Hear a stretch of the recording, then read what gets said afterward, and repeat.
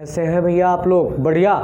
आज के इस लेक्चर में हम लोग विलयन की सांद्रता के बारे में पढ़ेंगे। सबसे पहले हम लोग समझ लेते हैं सांद्रता क्या होती है, उसके बाद देखेंगे कि सांद्रता को कितने यूनिटों यानी कितने इकाइयों में व्यक्त किया जा सकता है या किया जाता है। तो चलिए भैया देख लेते हैं सांद्रता की मैंने डेफिनेशन लिखा है। इसको अंग्रेजी में हम लोग कंसंट्रेशन यानी इंग्लिश में कंसंट्रेशन बोलते हैं। अब इसकी जो डेफिनेशन है उसको समझ लेते हैं। किसी निश्चित ताप पर विलायक या विलयन की दी गई मात्रा या द्रव्यमान में उपस्थित विलेय की मात्रा विलयन की सांद्रता कहलाती है। समझ में आया भैया? नहीं समझ में आया होगा।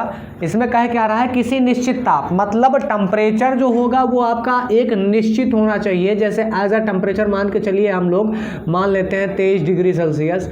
ये 23 से 25 डिग्री सेल्सियस माना जाता है रूम का टेम्परेचर, ठीक है। इनके बीच में कोई 25 मानता है, कोई 23 मानता है। तो चलिए अब ये जो है एक नियत टेम्परेचर है, ठीक है। इस टेम्परेचर पे आप कोई विलयन ले लो, जल और चीनी का विलयन ले लो, आप बना लो। और इस विलयन में यानी विलयन में उपस्थित विलेय, अब जल और चीनी के विलयन में भैया विलेय चीनी होगी क्योंकि चीनी की मात्रा कम होती है और विलयन जल की मात्रा क्या होती है भैया? ज़्यादा। तो जब जल की मात्रा ज़्यादा है और चीनी की मात्रा कम है तो चीनी विलेय है। तो इस जो शरबत बना हमारा, इस शरबत में विलेय की मात्रा यानी चीनी की मात्रा जो उपस्थित होती है, यही विलयन की सांद्रता को प्रकट करती है। क्या करती है भैया? सांद्रता को प्रकट करती है। यही कह रहे हैं कि द्रव्यमान में उपस्थित विलेय की मात्रा विलयन की सांद्रता कहलाती है, यानी विलयन की सांद्रता को प्रदर्शित करती है। अब अगर चीनी आप ज़्यादा डालोगे तो विलयन सांद्र होता चला जाएगा, मतलब देसी शब्दों में कह सकते हैं गाढ़ा होता चला जाएगा ना, लेयर उसकी मोटी होती चली जाएगी, तो वो होता है सांद्र। अब इस सांद्रता को व्यक्त करने की कितनी विधियां हैं भैया?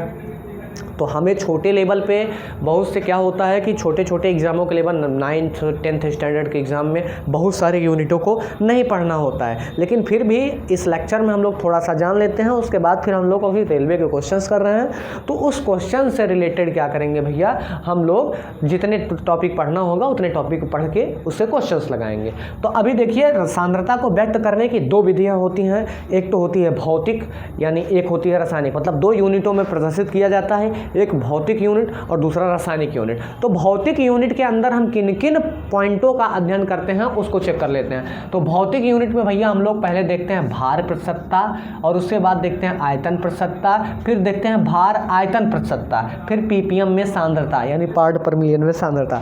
तो इतने टॉपिक हैं। इन टॉपिक वाइज इनसे रिलेटेड क्वेश्चन क्या होते हैं, इनकी डेफिनेशन क्या होती है, इनका फॉर्मूला क्या होता है, हम इस पर चर्चा करेंगे, ठीक है। और ये होती भैया रासायनिक यूनिट में सांद्रता। ये क्या होती है? रासायनिक यूनिट में सांद्रता। इसमें क्या है? विलयन की ग्राम प्रति लीटर में सांद्रता।